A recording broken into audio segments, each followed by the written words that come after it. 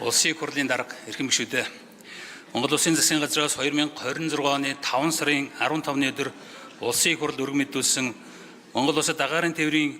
хөдгийн түлш нийлүүлэх тухай Монгол Улсын засгийн газар болон Оросын холбооны улсын засгийн газар хоорондын хилцээр болон Монгол Улсад агаарын хөдгийн түлш нийлүүлэх тухай Монгол Улсын засгийн газар Оросын холбооны улсын засгийн газар хоорондын 2024 оны 9 сарын 3-ны өдрийн хилцээрт өөрчлөлт оруулах тухай протоколыг сойрхон батлах тухай хуулийн төслийг Монгол Улсын их хурлын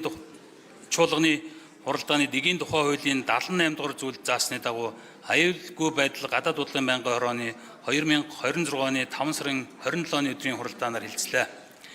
Хилцээр сойрхон батлах тухай хуулийн төслийг хилцэх үед Улсын их хурлын гишүүн их төвшин газрын тос боловсруулах үйлдвэрийн бүтээгдэхүүний талаар хилцээр цогцлбор гэх нэр томьёо ашигласан боловч протокол байгууламж гэх нэр томьёо ашигласан байгааг анхаарах талаар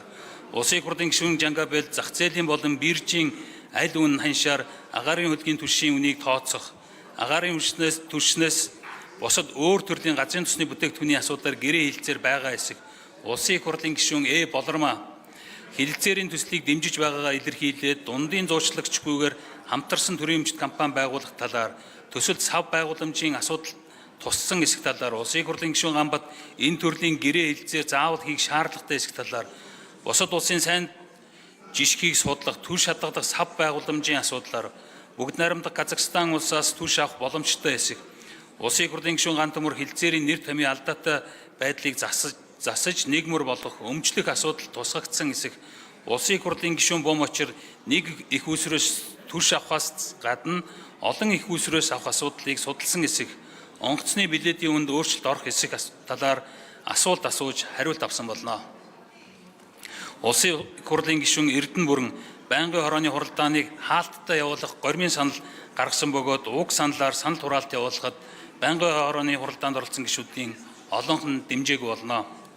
Байнгын хорооны хуралдаанаар хуулийн төслийг хилцэх үед Улсын их хурлын гишүүн Эрдэнэ бүрэн хилцээрийг дэмжиж байгаагаа илэрхийлж цаашид гэрээ хилцээрийг тохирохоос өмнө Улсын их хурл танилцуулж чиглэл авч байх. Улсын их хурлаас засгийн газар тодорхой чиглэл өгч байх. Оросын холбооны улстай хийх энэ төрлийн гэрээ хилцээрийг хувийн хвшлийн оролцоог нэмэгдүүлэхэд анхаарах. Улсын их хурлын гишүүн Гамбат гэрээ хилцээр байгуулахдаа хувийн хвшил, аж ахуй нэгжүүдийг оролцуулах. Улсын их хурлын гишүүн Гантөмөр тодорхой нөхцөлтэйгээр уг саналыг төслийг дэмжиж байгаагаа илэрхийлээд эгийн голын цахилгаан станцын асуудлыг яаралтай шийдвэрлэхэд анхаарах. Газрын тосны бусад гэрээ хилцээрийн хэрэгжилтэнд анхаарах. Цаашид гадаад харилцааны яам хоёр талт болон олон улсын гэрээний асуудалтай холбогдуулан улсын их хурлд урьдчилан мэдээлж байхад анхаарах. Улсын их хурлын гишүүн Цогтбаатар гишүүдийн хэлсэн саналыг анхаарч ажиллах хилцээрийн төслийн нэр томьёог чиглэх нэгмөр болгоход анхаарах талаар санал хэлсэн болно. Монгол Улсад агаарын хөдгийн түлш нийлүүлэх тухай Монгол Улсын засгийн газар болон Оросын холбооны улсын засгийн газар хоорондын хилцээр болон Монгол Улсад агаарын хөдгийн түлш нийлүүлэх тухай Монгол Улсын засгийн газар Оросын холбооны улсын засгийн газар хоорондын 2024 оны 9-р сарын 3-ны өдрийн хилцээрт өөрчлөлт оруулах тухай протоколыг сойрхон батлах тухай хуулийн төслийг байнгын хорооны хуралдаанд оролцсон гишүүдийн олонх дэмжлээ.